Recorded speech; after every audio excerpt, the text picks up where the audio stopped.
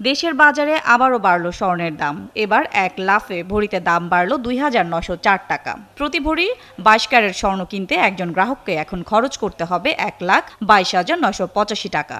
আর এর মাধ্যমেই দেশের বাজারে ইতিহাসের সর্বোচ্চ উঠল স্বর্ণের দাম।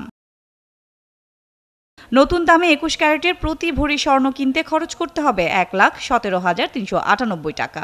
১৮ ক্যারেটের দাম উঠেছে ১,৬২৫ টাকা আর সনাতনী স্বর্ণ বিক্রি হচ্ছে ৮৩,১৯৯ টাকায়।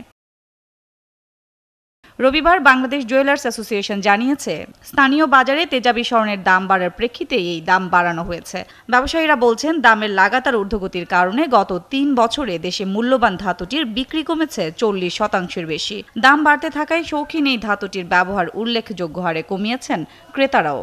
নিম্নবিত্ত তো বটেই, মধ্যবিত্ত শ্রেণীর ধরাছোঁয়ারও বাইরে চলে গেছে স্বর্ণ।